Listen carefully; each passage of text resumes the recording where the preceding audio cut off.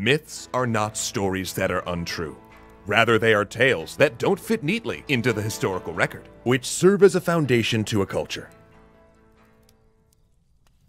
5,000 years ago, in ancient India, the royal lineage came into conflict over who should ascend to the throne.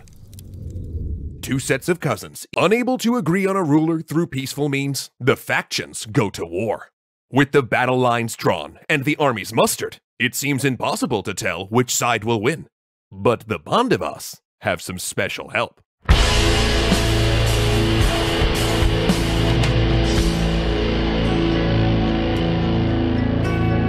As the two mighty forces stood ready for war, the Pandava prince Arjuna faltered. For when he looked out at the two armies, he did not see foot soldiers and archers and charioteers, but fathers, grandfathers, teachers, sons, and friends. But Arjuna is not alone. Alongside him, disguised in the form of a mortal companion and charioteer, stands the god Krishna.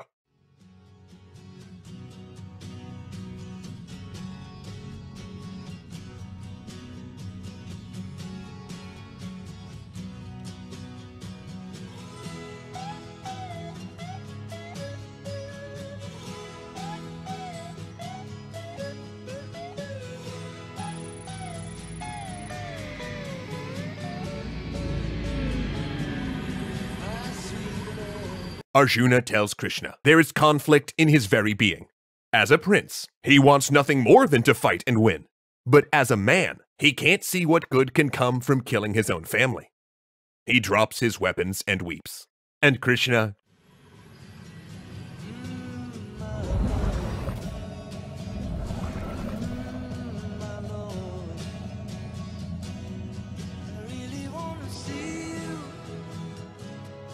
This is precisely why he's come to this battlefield, to guide Arjuna to a higher path. A smile on his lips, Krishna explains that there is a divine self, eternal and untouched by the physical world. It is never born, and it never dies.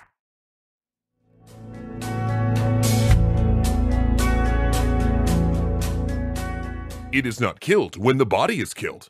Just as we change clothes, the divine self changes bodies.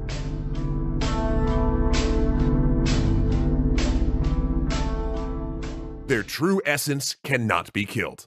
And seeing how this wisdom begins to calm Arjuna, Krishna continues, revealing many more truths about the universe. Welcome, everyone, to my world.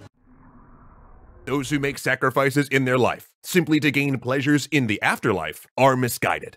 The ultimate spiritual pursuit, he says, should be to detach oneself from material things and dedicate oneself to their dharma, their inherent nature in the universe.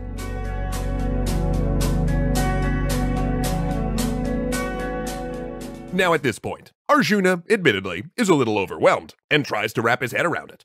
Knowing this question was coming, Krishna mentions that he's incarnated on the earth for a reason. And whenever there is an imbalance in the universe, Krishna says he manifests himself there. And it was after all of these knowledge bombs that his buddy was dropping that Arjuna started getting an inkling that something otherworldly might be up.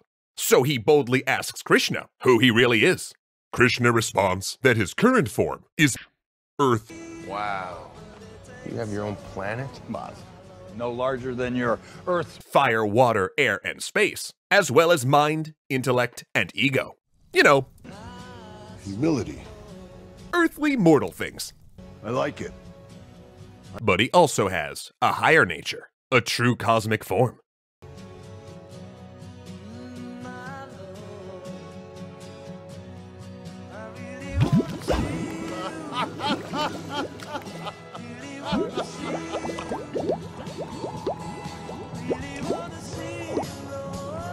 Then Krishna mentions that he's incarnated on the earth for a reason. I like it. And whenever there is an imbalance in the universe, Krishna says he manifests himself there.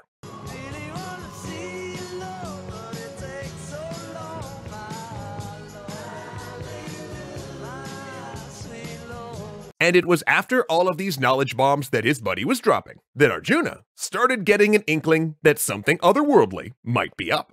So he boldly asks Krishna, "What are you exactly?"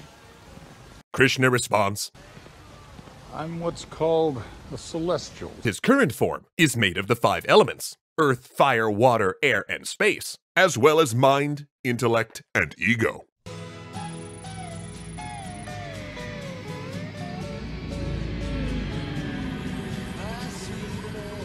you know, earthly mortal things. But he also has a higher nature, a true cosmic form. Planets spin in the heavens, the seasons change. There is an unseen force that makes things happen, and Krishna is that force. The heat in fire, the thought of thinkers, the splendor in the splendid. Of animals, he is the lion. Of birds, he is Garuda. His true being is formless and infinite. A celestial like a god? Small G's.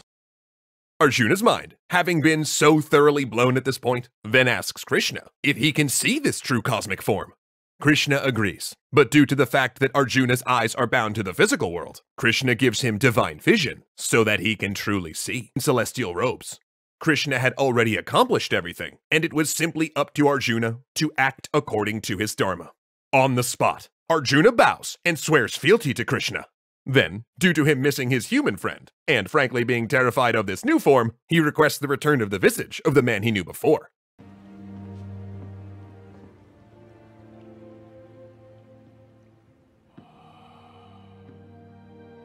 I don't know where I came from exactly. First thing I remember is flickering.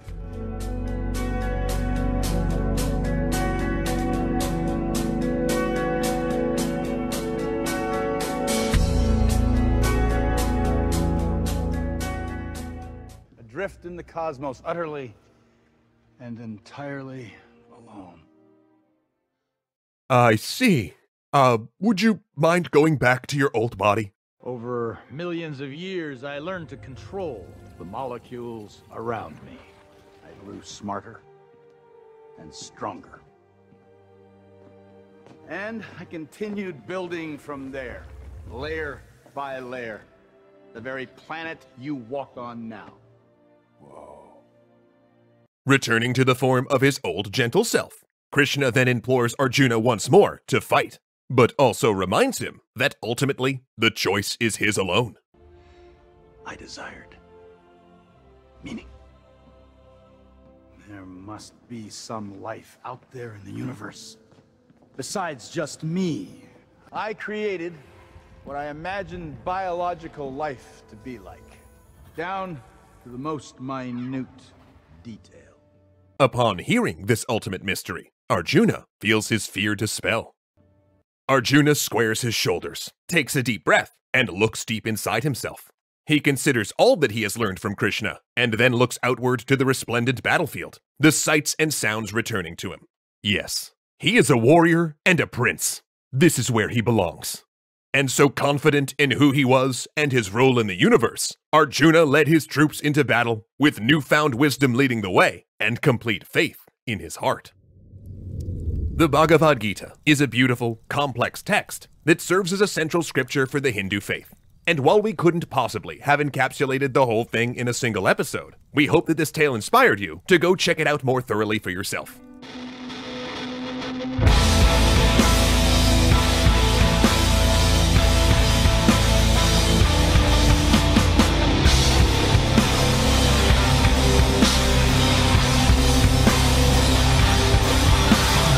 Planets spin in the heavens, the seasons change. There is an unseen force that makes things happen, and Krishna is that force. The Bhagavad Gita is a beautiful, complex text that serves as a central scripture for the Hindu faith.